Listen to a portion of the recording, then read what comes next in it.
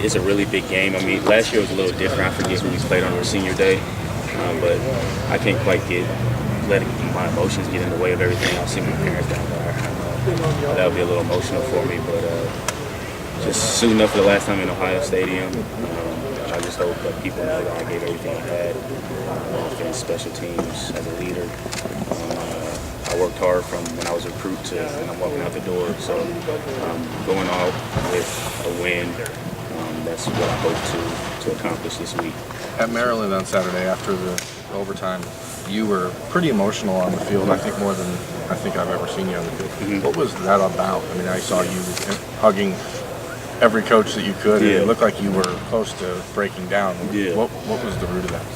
Well, I just got overwhelmed with emotion from a spiritual standpoint. I feel like, me switching over to X, I've kind of taken some of Ben's reps, and, I got hurt in that game, and I felt like I was having a pretty good game. That was tough because, it's a close game, and as a leader, you want to be out there. And I felt like, I'm not saying that God made me hurt in the standpoint of that, but he put Ben in that situation to make the play. And Ben works really, really hard, and, he gets a lot of criticism from our coaches, from outside sources and things like that.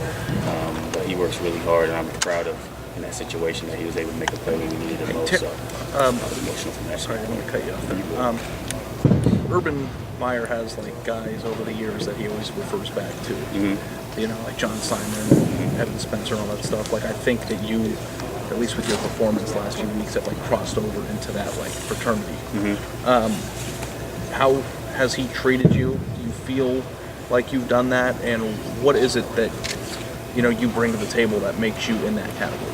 Well, coming to Ohio State, I never really set out to be, in Coach Meyer's good graces, quote unquote, be thought of in that upper echelon of great players. But it's humbling because he's coached some of the greatest players that ever played college football. So that's humbling in that aspect. But I've always just wanted to be the guy who did the right thing, worked hard, and brought somebody along with me as a leader, as a person.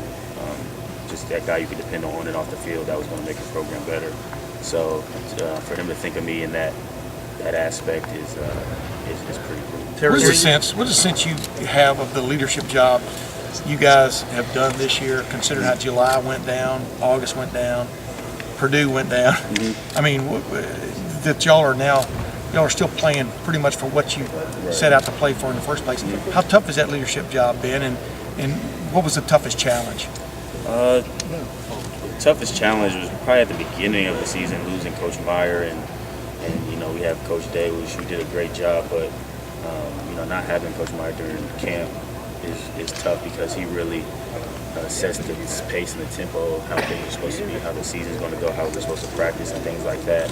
And so that was really tough. And then just the ups and downs of the season. I mean, we took a loss in West Lafayette. We've had some close wins. We've had some big wins, and that's been tough as a leader because this is my second year being captain, and this is probably the toughest year that I've been a part of, just with the ups and downs, the outside noise and things like that. But trying to control what we can control inside of this building and making sure that I'm helping and making all the plays that I can, it's just really been my main focus. Do you think everything you guys have gone through off the field has sort of been undersold nationally? People don't really understand how challenging this year has been for you guys. I mean, when you're at Ohio State, everybody expects you to blow everybody out. And we haven't played well, but we've won. And at the end of the day, I feel like that's what really matters. You want to be playing your best football going down the stretch in this part of the season. And so, we've really tried to attack the things that we've not done well and try to make them strengths. So that's really what's been our focus lately. Hey, Terry, I think there's this thing that fans say and think sometimes when you guys aren't doing well that there should be more kids from Ohio on this team because they understand, But it seems like you embody everything that playing like an Ohioan is like. Yeah. Do you feel that way? How did you learn it? And do you feel like just kind of the way that you approach things that you don't have to be from Ohio to understand that? I definitely feel that way. When you come to Ohio State, there's a standard of excellence and toughness.